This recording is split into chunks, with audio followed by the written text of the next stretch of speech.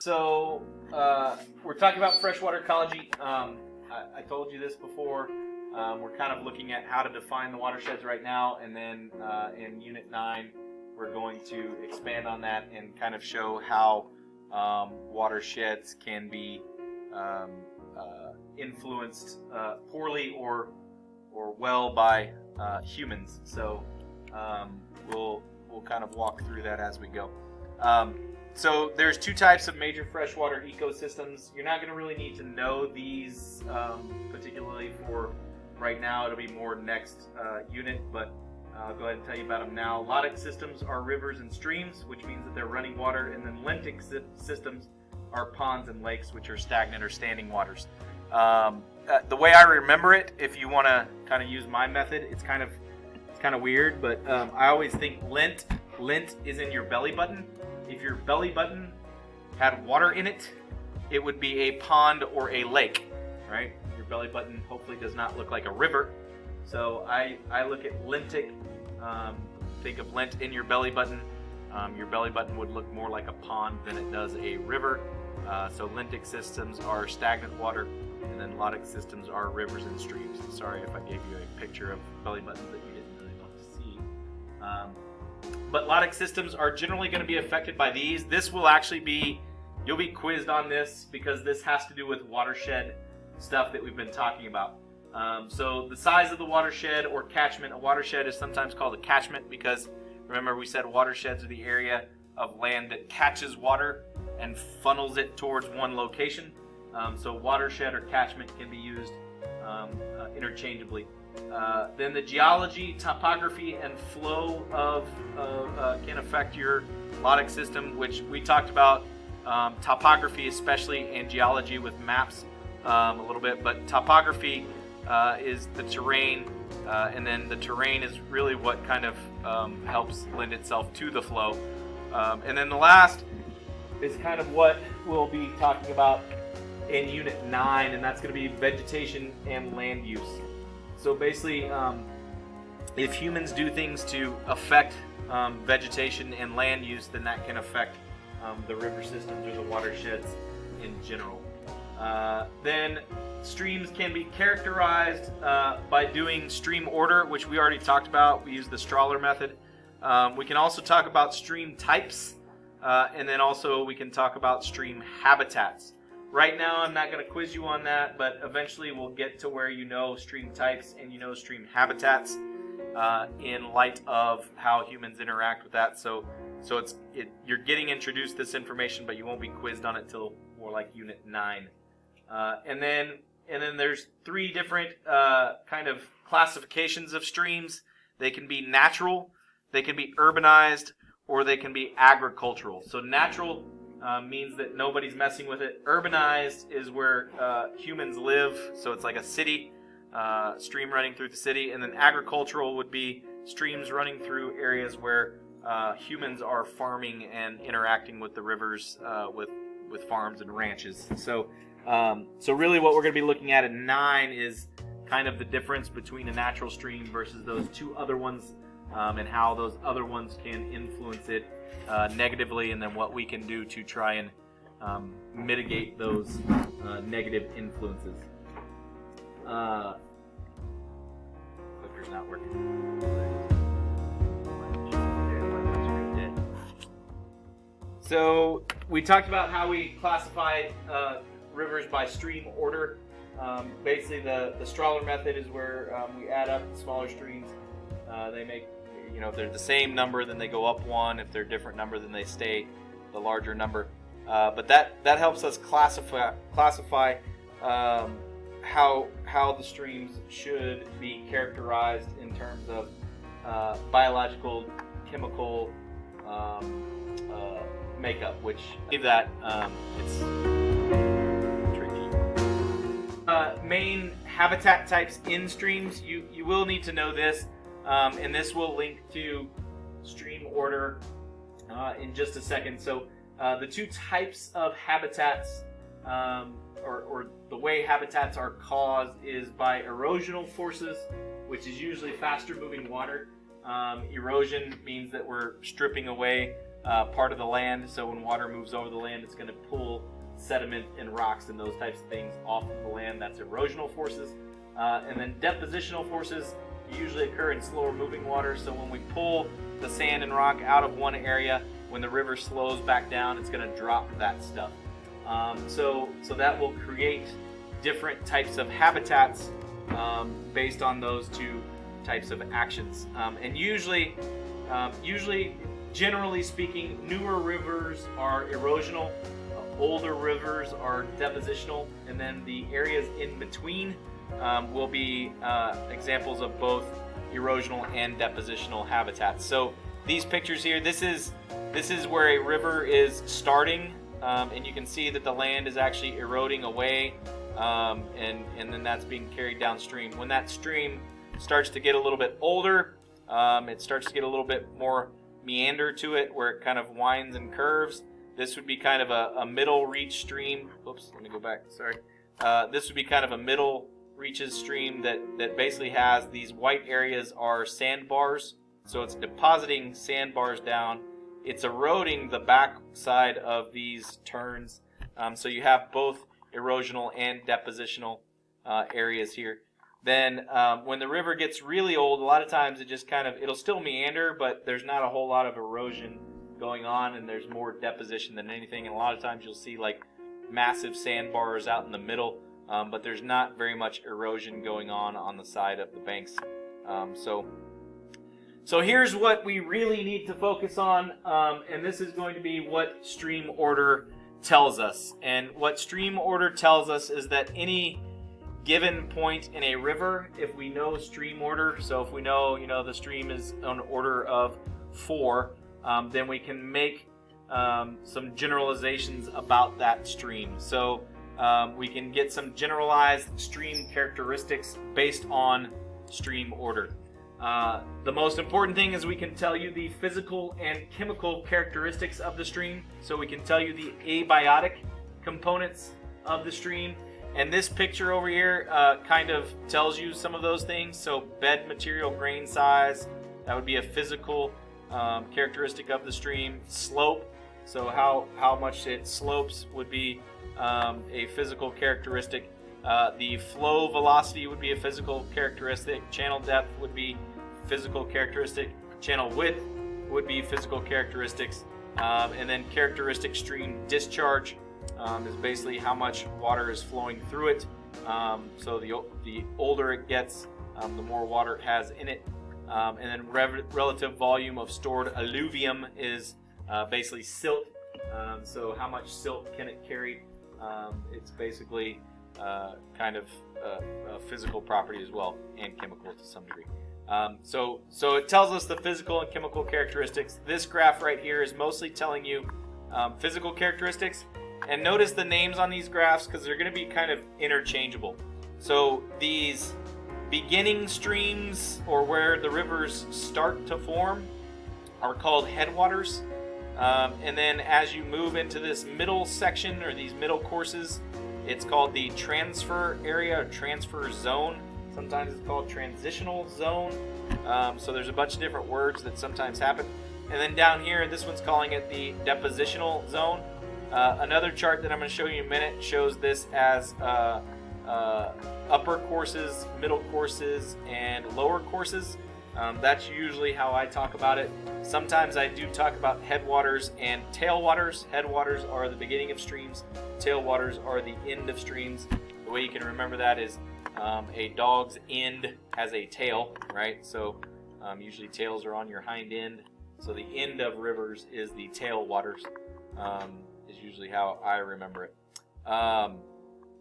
Then biological characteristics can also be generalized, and that's going to be a little bit more important to us because the biological stuff can then be used to assess stream quality, which we'll talk about in 9. But biological characteristics, so physical, chemical, biological characteristics, and then we can also tell what types of habitat might be there. That one's not as important to us right at the moment. But then this whole thing is called the river continuum concept. So the river continuum concept is what all of this is called. So the river continuum concept basically says that if you know the stream order, then you can make generalizations about what you expect to see there.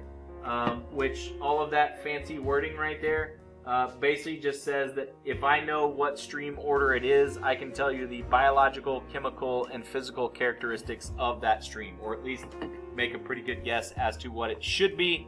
And then that can be used to tell if something is wrong with the stream, which is where we're going in Unit 9. So, if we look at the RCC, the River Continuum concept, basically all you need to be able to do is learn how to read charts. And if you can read the charts, then it shouldn't be terribly difficult. On the quiz, I actually put this chart, the one that was on there before. So I put these two charts and then the other one that was 2 slides before all together, and then ask you questions about it so that you can then answer questions. So notice that upper reaches, middle reaches, and lower reaches is how this particular chart words it. Over here, there is no wording to that effect, but you can see that if we have upper reaches are 1 to 3, this one is saying stream order of 1 to 3 is up here, and then 3 to 6 is here, and then 6 and above would be down here. So if I asked what types of organisms live in different stream orders, you're kind of looking at this picture over here, and you just find the stream order and then what's there. Typically speaking, there is going to be more pollutants in the higher order streams. So the lesser order streams have organisms that are less sensitive to pollutants, and then the older order streams have organisms that are more sensitive to, or I'm sorry, less sensitive. Yeah, no, more sensitive to. I don't know. Sorry. Go back. Upper courses, organisms are sensitive to pollution, meaning that they don't like pollution. Okay, and then at the bottom or in the lower reaches, organisms will be they basically don't care about pollutants as much, so they can handle pollutants, so they are not as sensitive to pollutants. I think I got that worded right. My dyslexic brain couldn't figure it out. Now I got it. So notice if you can read this chart. So notice in terms of reaches, if I say you have a stream order 3, well, I probably wouldn't do 3 because that's in between the two, right? So a stream order of 2, then these would be your general characteristics. So you should see substrate is like what the river bed is made of. So is it gravel, rock, sand, that kind of thing? So it's going to be coarse, which means that it's pebbles, rocks, boulders, even in some cases. So usually it is big material that composes the riverbed. Its current will be fast moving. Its oxygen will be saturated, and the reason it's saturated is because you are moving water quickly over big grains, so that creates a lot of turbulence. And we talked last semester about how oxygen likes to dissolve in agitated water, so that actually helps it dissolve oxygen better. Its temperature is usually colder, and that's partly because it's typically at altitude. And then what else? It's particulate matter. That's what it carries in the stream, like in the water. It will carry larger particles, and that's because it is a faster moving stream. Its nutrient levels will be low because it's not picking up a lot of basically fertilizer from the surrounding area. And then its dominant energy source is leaf litter. That's for the organisms that live there. And then its dominant primary producers are going to be that there aren't very many. And then you can see, so read the graph. It will be there for you. I don't expect you to memorize it. You might also know that upper courses are typically have more erosional zones in them, so their habitats are created by erosional forces. Middle courses will be transitional zones. They typically will have both. They'll have erosion and deposition. That's where you see like bars and things like that in the river. And then lower courses are typically depositional zones. That's typically where you will see like large island bars and things like that from depositing sand and silt. Other than that, That's Facebook. This guy's doing it wrong. The only other thing that you need to know is going to be some simple stream vocabulary. A meander is just a bend in the river. When it starts to bend and go back and forth and snake along through the land, that's called meandering. And then mouth is tailwaters. That's the end of the river where it joins another water body. It could be joining a river or a lake or an ocean. Source is the headwaters. That's where it starts. Channel is the main body of the river. Oxbow is going to be a U-shaped lake that's made when a meander gets cut off from the river. So basically, rivers can make these small little lakes that are next to the river, which become habitats for other organisms.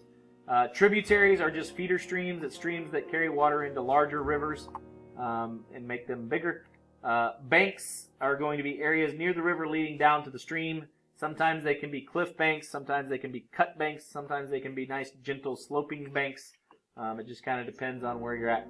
Bars are depositional areas in the river that basically make exposed land in the middle of the river. A levee is an area next to the river.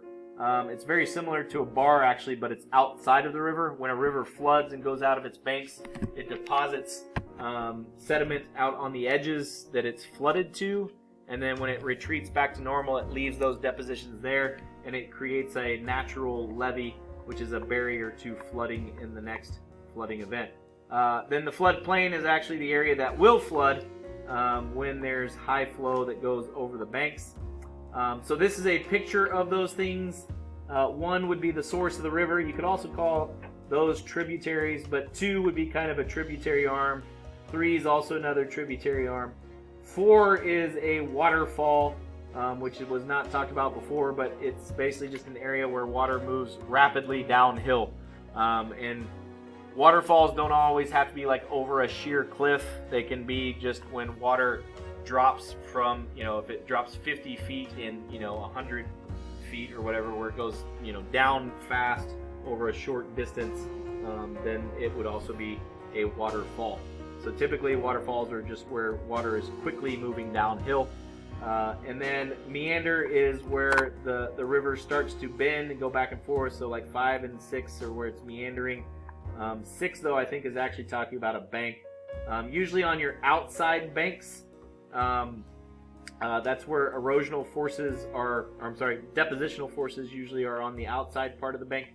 Erosional forces are usually on the inside of the bank. So you get cliff banks. Said that backwards. Erosional is usually on the outside, so you'll get cliff banks usually on the outside, and then on the inside of bends, it's usually depositing stuff.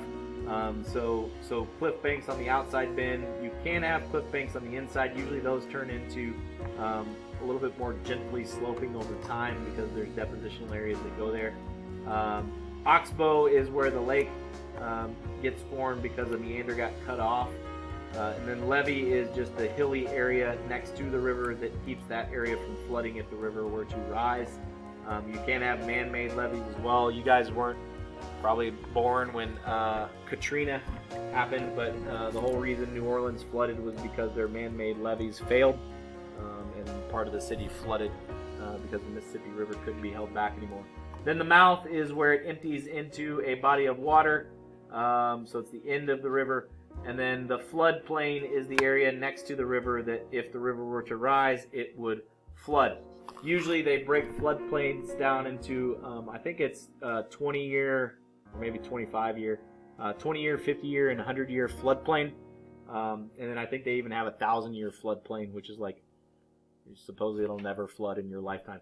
But those are classified in that way mainly for insurance purposes. If you have a 25-year floodplain, usually you can't build anything in it, at least not anything that you're going to live in. And then if it's a 50-year, usually you can build it, but you're not going to get flood insurance. And then if it's a 100-year, then typically you can build in it, but you're going to have to pay for flood insurance kind of thing. So that is rivers, watersheds. That basically wraps up Unit 8. So there's a quiz on Lesson 3 that will have that stuff in it. And again, charts will be in there on the questions. When you're doing this, the picture is the same picture there, so if you have that, you should be in good shape for the quiz. So I'll drop the quiz shortly. and then test will also appear for that unit shortly, and then we will be moving on to Unit 9 next time.